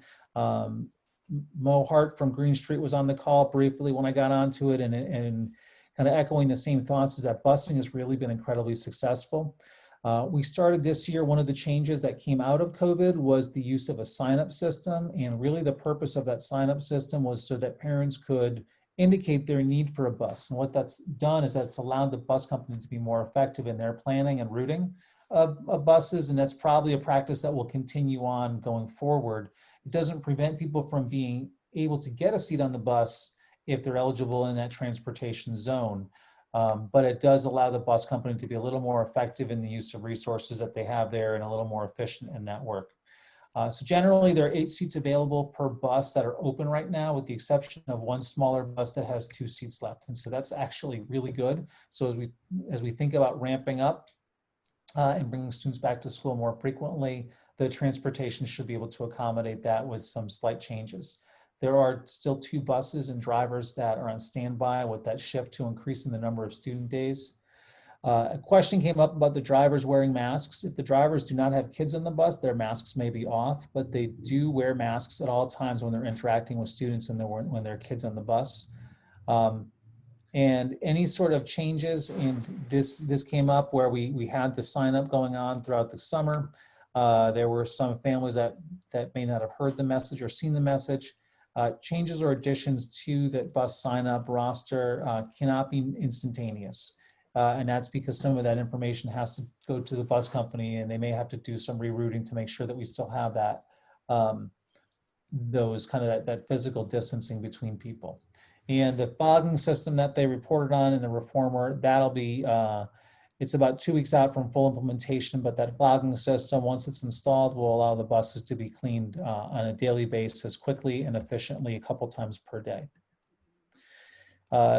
There's been a question about internet access. I think the last recent count that we saw, there's approximately 59 families were without internet at the last check-in. That may be different, and so that information will be assessed at the school level to identify. We discussed as a leadership group kind of troubleshooting questions for families, asking them questions such as, and this can happen at the school level, do you live in an area with internet? Do you live in an area with nearby hotspots or Wi-Fi? Did any of these bars come up on your phone and your device? Does your device have recognize a nearby hotspot or a Wi-Fi signal? And do you have a data signal? Seemingly good questions to ask that we may not have been always, were reluctant to ask or may not have readily asked those in the past. The options right now, and these things are still being developed. There are Xfinity Internet, the Xfinity Internet Essentials package for $10 a month is still an available tool for families if they live in the Xfinity range. The use of local Xfinity hotspots, and the Department of Public Services does have a fairly comprehensive map that identifies the local areas with free and funded hotspots. And those are government funded hotspots where families would be able to log on. It might be the town hall or the library or other places of that nature. And we will be posting all of that and links to those items on our website. And some of our challenges that we've seen, and these are the kind of the bigger items, the things that, you know, kind of our reflection in terms of what we're looking at and some of the things that are at the forefront of our mind and not necessarily the post-COVID work that we have to do. We do know that remote learning with our youngest students is challenging, and some of our primary grade teachers are exhausted through the work, and it's work that Deb and Paul and Brian and Lily are continuing to support and really engage our teachers in how can we create the most effective environment for those students and teachers to be successful. Our ability to secure substitutes is a challenge. We're continuing to work on that. We had one of the superintendents in our region asked our superintendents group, you know, what do we pay? And, you know, we're kind of right on the mark with what we're compensating substitutes. It still makes it difficult to secure substitutes even when we're kind of competitive in the region. Staying the course is a challenge. You know, we've just started the school year. We know that we have a lot to go, you know, a lot of growth. We've set up a framework where we can be nimble and reassess and adjust as necessary. But staying the course, there's a lot of, you know, we are working as fast as we can to support our students and support our families, and so that we can, and so that everyone can learn. The structures of support for schools, we're continuing, as I said, to adjust and adapt as quickly as possible. That transition planning is a challenge that we're starting to think about, and that comfort level with increased close contact. We're going to have to assess that, and that will definitely impact what we're able to do and how quickly we're able to bring students back into the building more frequently. Meeting the needs of vulnerable students is a topic that we continue to talk about in almost every single leadership meeting. And we're in, whether that's at the broad leadership group or at the secondary or the elementary groups. Our community commitment, and I mentioned the Smokey the Bear story from growing up, where only you can prevent forest fires. This is a message we've heard loud and clear from the governor and from other folks, that this has to be a community embracing of what are we doing to reduce the virus spread. And this comes down to masks and hygiene habits. It also comes down to managing those travel restrictions for leisure travel and quarantining when coming back from red zones and yellow zones, and making sure we're following those guidances from the agency for community development. Cold and flu season is coming up, and so we will start hearing messages from the governor's office around getting flu vaccine, getting flu shots, and getting the flu vaccine. But this is anticipated to be a tough flu season with the combination of COVID. And so there's going to be a marketing campaign, but that's a challenge that we want to be aware of going into the coming months. And then policy. We have a lot of policies that are coming out of the post Act 46 combined with COVID that we're noticing things that just have to be addressed quickly, and making sure that we're all able to maintain our focus on those eyes and keep our eye on the prize so that we can meet student needs when we come upon new knowledge. So that's I'll stop sharing my screen now, David, if I can figure out how to do that. I can do it. All right. Great. Well, thank you, Andy. Any questions from the board? Tim, right off the bat? I thought that was a fantastic report, Andy. Thank you so much. The last thing I want to do is ask somebody to do something extra. But for those of us who are not in contact with students every day, I think it would be so inspirational to hear direct comments from the students. You know, comments about how's it going? What are your concerns? What are you delighted about? Just direct comments from students. I don't know if it's possible in the near future, but at some point I'd just love to hear that. We can try to do some of that. And Tim, it's not directly related to that, but I think somewhere in one of the upcoming agendas is a conversation about how to engage students in the board meetings. Not just to have somebody from the student council come and sit there, but to actually have a way for them to be involved in the process. So it's something we're going to be looking at as the season goes along. Michelle. Yeah, Andy, I'm just curious, are we advertising for substitutes? That was an issue that came up in our leadership council meeting as well. And there seems to be a problem. We have, I think, one committed substitute for all of Dummerston. And I went looking on our website and I didn't even see it like listed as an opportunity. What are we doing to recruit substitutes? I know that we had advertised over the summer. We can repost and we continue to look at those items. I will say in general, substitutes are difficult to find, but we'll continue to post and look for substitutes and see where, if we can continue to recruit and find more people. We've used some of the subs that we've typically used. It's, are filling in other holes right now as well. So that's compounding the problem. So we've had people that have been kind of daily subs that have been used regularly in places routinely. They're now being called into service and being used fairly regularly to kind of backfill some holes while we fill positions. And so there's a kind of a compounding effect of that. But I'll talk with the folks here at central office, and we'll see if we can continue to post to make sure that that's out there. That sounds good. And just to piggyback a little bit with what Tim was saying, I would also just throw in, I'm hearing feedback mostly from the teenagers in our life that they want to be asked, what's working and what isn't. And so I'm just wondering if that's sort of on in your guys' mind. It's been a week. I totally understand that. I'm just wondering if that sort of is a plan moving forward to work with some student feedback on if we're going to survey the kids and see what's working, from especially when they're remote, and if there's room for adjustments. Yeah, I mean, we can definitely look at that. I think generally many of the schools have used student feedback for climate surveys, and so it's not going to be a foreign concept to kids to do that. So we can definitely look into doing that. Cool, great. It seems like it's been a wonderful first week for the great majority. Right. You did a good job. Tim, did I raise your hand for you, or did you have?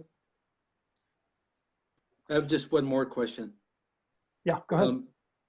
The dashboard idea, I think, is an excellent idea. I wonder if that's been shared with other districts, and it'll be shared with the public, I'm sure. But on occasion, I check the Vermont Health of Education dashboard for Windham, and I'd be interested to know how this school is, is doing with cases.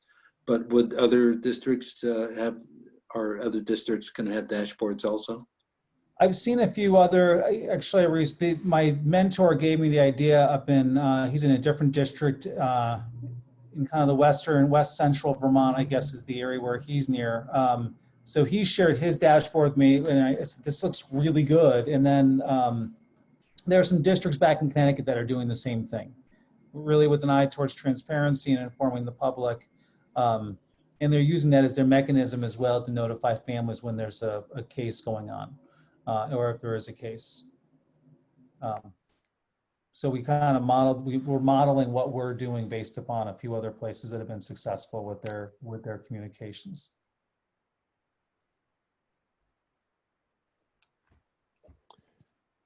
Any other questions, administrators or the members of the public? Any questions for Andy or clarifications or additions? Lisa Munoz. Hi, this is going to be a small question. My son attends Penny Central. This is about attendance and taking attendance for the remote days. I know it has to be done for the statute, but is there a way to streamline that process, because it feels like double work to take remote for a child that's going to be home as a parent that works and doesn't get it in? I don't know. It's just like, it's one of those things that seems small, but also seems ridiculous in a world that is full of ridiculous things. So we have to have 51% of our kids involved in school for the school to be considered in session. And So attendance fills a statutory component, but it also serves as what I call a universal screen to say, here's a line that we're trying to meet, here's a threshold. And if a student falls below that threshold, it's an indicator that we have to give it a closer look in terms of what's going on with that student and how can we kind of provide some more supports for that student. So it serves a couple different purposes.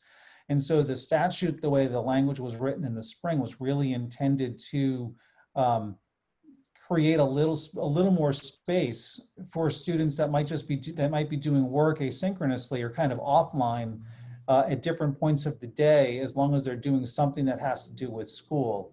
And they designed the policy based upon what the other practices were already in place with things like a page in the legislature or a student internship. And that was really designed in a way so that students had a little bit more flexibility, but we want to make sure that we're clear that kids are also finding a way to engage with their work in that day. So I understand that and I agree with it. I'm saying if my child is 8 years old and I'm just filling out a Google form, you really have no idea what he's doing. So, it's like I understand the trust on the parent and that the child is engaging in something. Yeah, I know. But it's like not really a threshold, because how are you checking? Nobody's checking in on them. I know this is one of the things that we tend to conflate attendance and engagement sometimes. Yeah. And attendance does give us a screening tool for our kids doing the work or participating in school, but certainly attendance doesn't always equate to commitment or high level understanding or conceptual kind of cognitively complex work. But it's unfortunately it's what we have at the moment, and we're all looking forward to a post-COVID world where things are a little different and kind of more back to a routine. So I appreciate the efforts. We know that it's not, it may seem cumbersome, but it does help us fill a couple of needs out that are critical. Thank you. Ruby? Ruby McAdoo, Putney Central School. Andy, thank you very much for that presentation. As a parent who's been kind of watching the school board and being involved as much as possible, that level of information is really helpful. So thank you very much. One thing that I had a question about, you mentioned a focus or a priority being focusing on school community connections and developing a framework for maintaining those connections. I wanted to understand, it's great that that's a priority, and it sounds like within your staff and within the district in terms of teachers, that's a real focus. I'd like to understand how and when, or if there is an intention of including parents and families in that conversation, because I feel particularly with the remote only, as I mentioned earlier in the Leadership Council, we had a really serious discussion about what are we going to do? We have a class of 20 kids and 4 of them are remote for a year, for 6 months, for 3 months, and then they're going to come back into the fold. How do we keep them engaged with their core group, but also not lose sight of the academic learning and other connections that need to happen? And so I'd really just kind of encourage you to, at some point when you have air to breathe, thinking about this question of how to engage parents and families in the work that you're doing. Yeah, no, thank you, Ruby. And then I would just, we've had a couple other conversations with families to be, and it is a concern. I'll share that's a concern. And as a person that worked in magnet schools with kids from 30 different communities, it's possible to keep kids together and kind of connected to their peers in their hometown. I think that we should also have kids also, try to put a positive spin on this as well for our remote kids, especially when they're paired with groups from other schools, that this is a great opportunity for kids to meet other students that they never otherwise would have met. Maybe in middle school, maybe in high school, but this is really where the power of this kind of a unified district and supervisory union comes into play, because we have kids now meeting each other from, Guilford and Putney and Vernon, all coming into contact with each other that they may not have done so. And so while it's different, all classes, develop their own unique relationships. And as the years progress, and we're literally 3 days into the remote groups kind of getting together. So we will keep an eye on it as well. And I know that the schools are still thinking about how can they do that and how can they keep the groups together. But we should also continue to sell this and describe this and talk about it in a way of how wonderful of an experience this is for kids to have these connections across communities and to meet children that they might have had to wait for years to do so when getting to BAMS or BUHS. But we will take that. It is important that we do, and recognize that as well. Thank you. Kelly Young? Yeah, I had a parent ask a question, and she said that if one of her children or any of the students was determined to have, they were asymptomatic, but they had either a fever or something that meant that they couldn't be at the school. And let's say that at the high school, it's only going to affect one day during their quarantine period, but the other schools, it would affect them 2 days. Would they be able to then still participate by remote on those days so that they didn't get behind? We've started talking about that, Kelly, and trying to figure out what are the best ways for kids if they are. Again, we'll take those on an individualized and case-by-case basis. I would imagine that like anytime when a child's sick or missing from school for any reason, teachers typically send work or have some level of contact with the child so that they can catch up. That a similar process will be put into place for those kids. I would defer to the teacher's expertise around how are we supporting and wrapping our arms around any child that might have to be sick for any reason. It might be COVID, it might be something else. And it's something that the teachers, I'm certain will adapt to and respond to, just as they have with other, a child had the flu or something else that would have kept them out of school, that they would probably respond in a similar fashion. Thank you. Other questions from anyone? Well, let me join the chorus in thanking you, Andy, for a really comprehensive report, which based on, we do have one more question, one more hand up, but I just want to finish this. But we're sort of getting used to getting a lot of information from you. So as it becomes available, we get it, and it's really kind of nice. And having information compared to in July when we just couldn't, there was nothing to give and nothing to share, and people were really nervous, and it was a really intense time, and it feels very different now. And it's really great to hear the strength of the community and the strength of the response of the staff and the families in this community, and to hear what's going on. It's really impressive. I'll join everybody in thanking you. And Tara Castine has a question or comment. Yes, thank you. Thank you for giving us that overview, Andy. My concern is when we say selling this to the students, I think we're missing a part of the history of this school district, and that is that 2 years ago, most towns voted no to a merger. And when we look at saying to those parents that we're selling them on being part of the larger district group, we're disqualifying the voices that are saying, we didn't want to merge. We understand that they're all going to end up at the high school, but I want us to remember that there are values and expectations from each school that need to be heard. And the voice of many people in Putney who are part of the remote cohorts is that they still want to be involved with their local schools. And I think that, yes, we have been in triage mode where we have been making sure that we're providing an education and getting kids back in school. But I think that we also have to look at the future of what happens when we never reach step 3 in this school year. And how do we include, as Ruby said, those students in those local cohorts, and not forget that next year when we go back to school, there's a possibility that they'll be back with their classmates from their local schools and haven't had any interactions with them.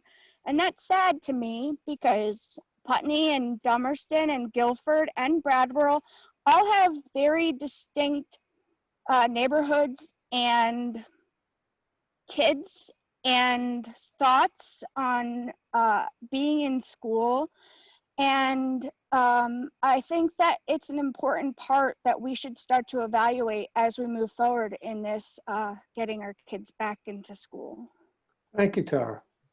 Deb Cardane?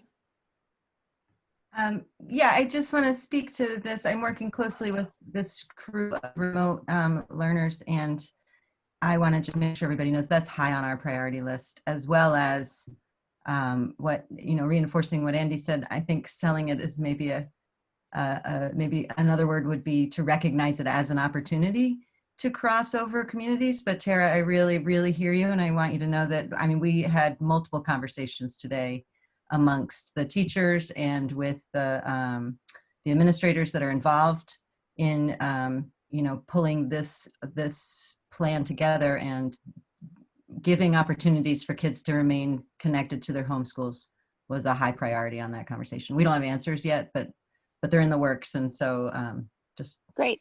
Thank you. I appreciate knowing that that's part of the picture, because that is definitely a concern that we as the Leadership Council, PTO, and parents of classmates who are in the remote cohorts have been hearing. And so it's a voice that just needs to be addressed. Thank you. Thank you. Let's see. I think it's time for the fiscal report. Frank, I'm sorry you had to sit waiting all this time. I'm not sure how we're gonna, maybe we should put this higher up on the agenda so you don't have to wait. Usually we have unfinished business and new business that takes up our time, but things are changing, so we probably ought to take a look at this structure. I'm sorry you had to, I know you love hearing all this stuff, but it's a lot to ask you to work all day and then sit for a couple hours in a meeting. So if you would, now's your chance. Sorry. Okay, yeah, well, it certainly is all connected, and the resources are all about how to support all these great programs. So I am very interested in making sure we're effective at doing that. So, David, if I could do a screen share. Yep, let me find that little button again. Okay. I think it should be up. You should be able to. Very good. I did have Barb at least 3 documents on the right under the board agenda. So if you wanted to go online and look at the same document, it's available.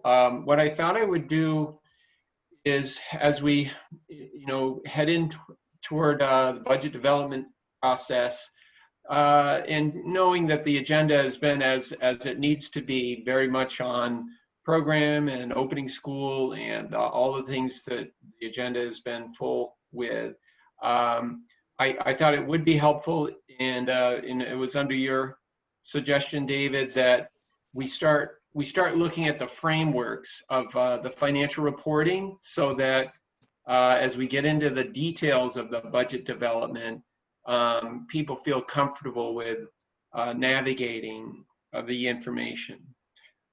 So I thought I could spend maybe 10 or 15 minutes here with a general overview, and then okay, and then we can get into as much detail down the road as you would like or not. So this narrative overview is just a single page. is an attempt to give you the framework and sort of the origins of the financial statement and the way it's organized. So you understand, maybe what are some of the data sets that could be pulled out based on the way information is captured. And then, some of the structure that we are part of a state system, and there are certain structures that are prescribed by statute. So here we go. Here's my overview for you. And again, I have these documents are on the right under the board website under the agenda. So last meeting, I handed out a summary level of revenue, expenditures, and a change in fund balance for the fiscal year ending. I thought if I could just do a quick glance at the annual report, just as a refresher.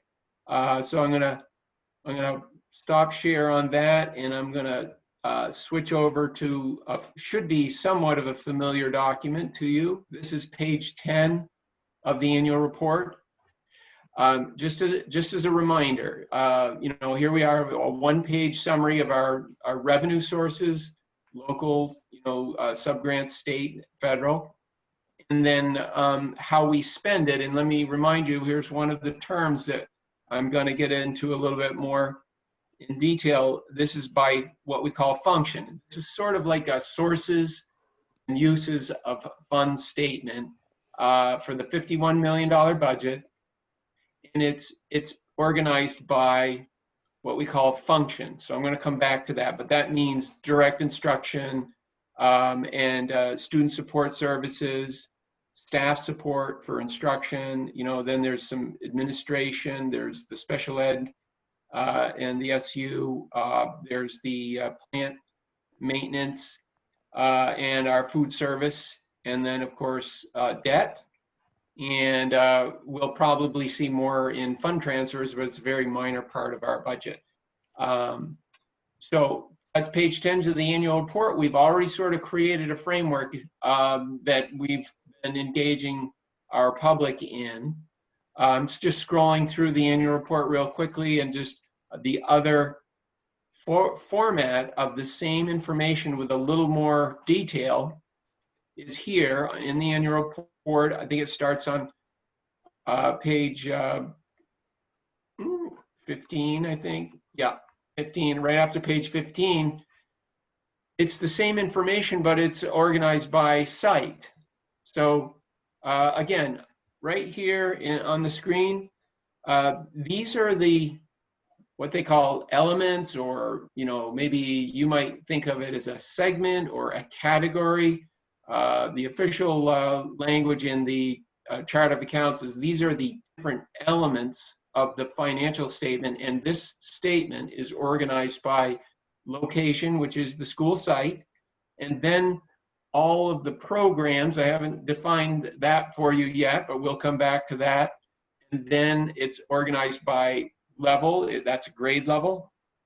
And then back to that familiar function term that we've already talked a little bit about. So this is the format that we've started with our public. It's been a traditional format for many years, and it is standard throughout public schools in Vermont. So there's that 51,171,000 again, just to help you make that connection. So if I could, I'll bring you back to the that narrative document that I have, I started with, and we'll just spend a little time on that and then make some other connections, other resources for you, okay? So we just talked about this first section of this document. It's just how we've already shared financial information at a summary level with all of the detail on the website for folks that want to get into, as I recall, it's between, depending on the format, 95 and 130 page detailed report. It's available. Here's the nuts and bolts of how information is captured. And I know this is not the time to really get into the details of this, but these are the rules and what might say the language that we have to use to capture information and communicate with our teachers, our admin, certainly many different stakeholders. And this nuts and bolts of all of these are the elements I was just talking about, fund, location, and so on. This all comes from these statutory actions right here in the state of Vermont that I'm referring to. It started in 2014, and there was a variety of acts and then amendments and then special sessions that ultimately produced the system that I'm describing that is required of all public schools in Vermont. And here's the sentence right out of the act. Why are they doing all of this? Why is this driven by the state, by the legislature? It's to improve the comparability, consistency, and timeliness of school financial data. Much to many of our sort of maybe disappointment is the whole uniform chart of accounts was initiated in 2014, and a lot of folks went to work on creating that system, writing those codes. And then in 2018, in June, the legislature just slipped in at a very late cycle. Hey, by the way, we're going to buy a new accounting system, and everybody has to use it across the state.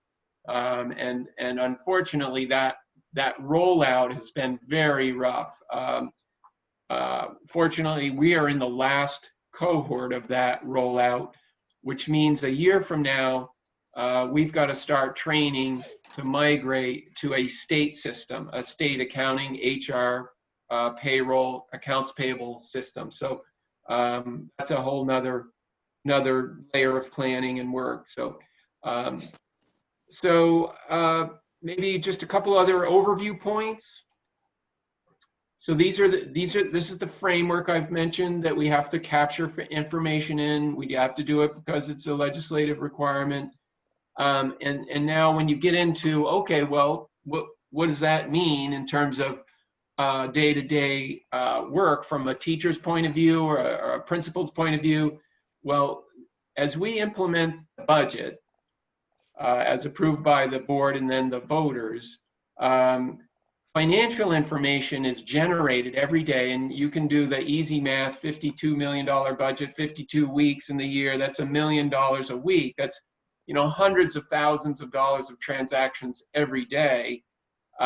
It's being generated through the accounts payable operation, and then the collective bargaining agreements codify, salary and benefits, which also have to be integrated with the IRS and banking systems and so on. So that's a second major source. So accounts payable, payroll, all have these codes that I just introduced you to. And then there's the cash receipts and the funding side, which has another set of codes that we use. And of course, state payments are by far the largest source, but tuition revenue is a significant source as well.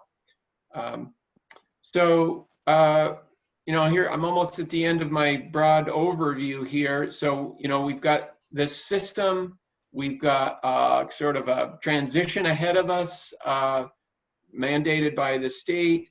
But we take all of this and we report financial information, we analyze, we pull it apart for a variety of stakeholders, right? And of course, the most important is the school board and our community as we engage in planning and budget, making the case as to why we need the resources for these programs that we've been working so hard on. And our major data consumers are the Agency of Ed, the IRS, the State Treasurer's Office, the Department of Labor. A very long list of interested parties that will draw this financial information in a variety of different formats. But we're prepared to respond accordingly. So I've given you this document just as a reference if you want to go back to it. Also on the right under the board website is the preliminary financial statements that I had handed out last meeting, and they are again in that in those two basic formats, a functional format and then the object format. So there's my sort of the beginning of an overview, and then I did want to share one more resource for you. Don't expect we will get into it tonight, but for those of you that are interested in details of how things are codified, I'll share one more document here. It's the actual specification developed by the state of Vermont with a lot of input from business managers. Some of you board members will recognize this. This is a document that I shared last budget season and probably shared it the budget season before that. It's the definitions of all of those details that we must use. So this is the Agency of Ed's Uniform Chart of Account specifications. We have to take this data. We're obliged to take these structures and these definitions and integrate them into our accounting system. And all of that said that I described, accounts payable, payroll, and the cash receipts, we codify every transaction, that $1 million a week with these codes. And as you get into any of the codes, some of them you'll recognize, like the fund is, you come down here on the bottom of this thing, it tells you, what fund is appropriate. The one that we spend 99% of our time on as a board in the administration is the general fund. But there's also a special revenue fund, there's capital funds. We do have a fair amount of interest in capital funds. There's the special revenue funds is like EES. And then we have endowment funds and a student activity fund. Okay, so that's a very broad level of funds. And as we say, I'm going to just kind of skip over this really quickly. Level, here are the grade levels, pre-K, elementary, secondary, and then there's district-wide, very important concept. Programs, I mentioned, I skipped over programs, but programs are we can capture information and organize it for boards or for community, for principals, in this format. Special education programs can be the food service programs. The biggest program, of course, is regular education. There's an academic summer. I know at one point early in the SD's existence, we were looking at this specifically, these academic programs. It's easy for us to pull information as you look through this and you see something that you're interested in. It's easy for us to pull program information out of the $51 million in transaction because of the way things are organized. Here's the function codes that we have spent the most time on talking about. This is the details. At the high school, we have curricular areas of function codes, and then it goes on into the, as we said, support services, the nurse and so on. All of these are codified so we can analyze it. Here's our grade levels. I've already mentioned. The last thing I'll mention is the object code. Another area that we spend a lot of time on analyzing.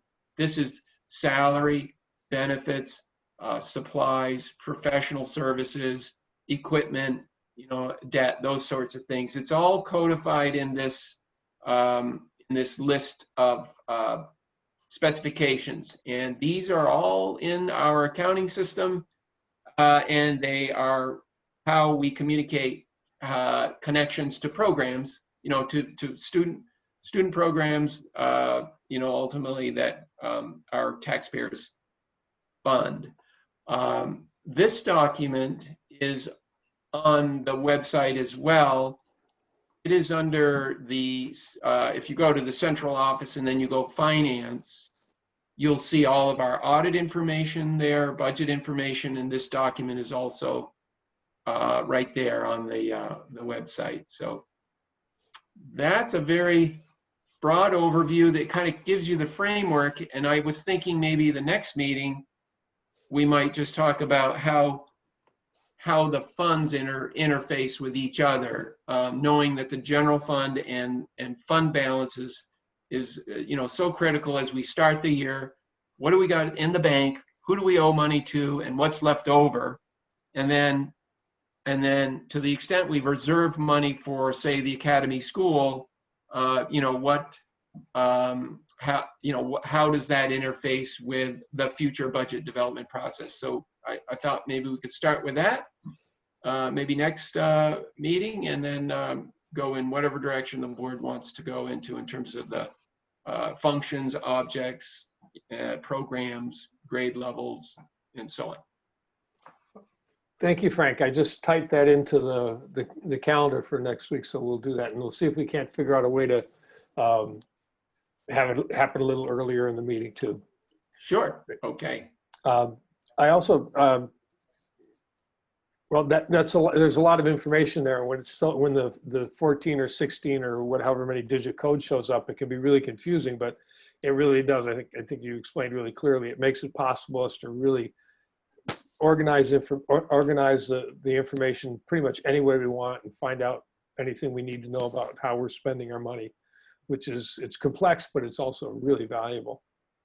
Yeah, it is. And the system has evolved. It took a tremendous amount of work to migrate from 7 separate entities now to the 3, and then at the same time integrate this new accounting system, code system. But we've done it. Last year's audit was solid, and so far this year's audit is going well. We'll see if there are any adjustments. I'm not anticipating anything, but the central office staff has just done a tremendous job. It's taken enormous amount of effort to get here, and I'm very, very pleased with the work that the team has done. Great, thanks. Any board members, if you have any question whatsoever, little question, big question, clarification, anything, please, ask now. And it's every single question is going to build everybody's understanding and everybody's ability to be able to comprehend this work as we go forward developing this budget. So I encourage anyone that has a question, please ask now. You knocked it out of the park, Frank. Oh, Sean does. The finance committee guy's got a question. Well, it's really just sort of a comment, and that would be, the multi-level. It's state level, it's the agency of education. It's all these different levels, and I really would like to just compliment Frank on his ability to pull it all together in a way that is so organized. I've been on the board for a long time, and I don't understand it all that what you just showed us, but just having a view of it, having a picture of it, is incredible. And it also makes me think that it really represents sort of a layer of statewide education spending, which is so important. The equity statewide, and all these different functions and the way it's laid out, it's a way of actually having a big picture of how education in the whole state is implemented in an equitable way. And so I just like to say, I think it's pretty amazing to be able to figure all that stuff out, and thank you. Figure it Thank you, out Sean. and figure it out and explain it. So Yeah. effectively, too. Yeah. One other, just a quick comment, David, is that yes, we're looking, you know, administrators, business managers, we're looking forward to the state finally sharing this data because we know that there are patterns of spending that are associated with really successful schools. You know, I've done my own research as part of my UMass doctoral program that it is amazing when you do have good data and you look for those correlations. It really is so informative to learn from those systems that, you know, a few years ago, it was all about making sure that students had access to student services and support during the school day. Seems kind of obvious, but when we looked at spending for certain types of student interventions and how it correlated with really great outcomes, even in high poverty districts, you know, it was hard to get that data because, you know, we all reported things differently and, you know, 10 years ago, but you know, it really does inform practice. And, you know, Rebecca Holcomb actually did a fair amount of data sharing with us, but it was really difficult for her or, you know, for the agency to pull. And that is the point, Sean, just as you're pointing out, we really should be much better informed and learn from each other, you know, really accelerate our you know, response to good practice and put it in place. At all levels of the system, sharing those practices and putting it in place. Great. Thank you. Any other questions? Also, one other thing, I sent I didn't forward the financial statements for FY20 at the last meeting and when you talked about them, presented them, and I think people got a pretty good presentation, but I did send them out earlier and asked if there are any questions for people to bring their questions. So I just wanted to see if there are any questions about those two documents that we saw on September 2nd. Seeing none, I think we're all set. I bet we haven't gotten a reimbursement check yet for the COVID expenses. Yeah, you know, we're really disappointed at how slow things are going. We have over $500,000 spent. We submitted a budget for $980,000 in reimbursements. I had some correspondence with Becca Ballant, you know, our legislator. She's saying that she's checking in and trying to make you know, progress on breaking the log jam up there in Montpelier. So I'm confident it's going to happen. But it's just disappointing that we're 7 months into this and none of us are getting reimbursed yet. So. Well, thank you. Yeah. So I think we have no unfinished business and no new business. Is there any public comment on non-agenda items? We don't typically respond or take any actions, but if anyone would like to address any items not on our agenda, this would be the time for that.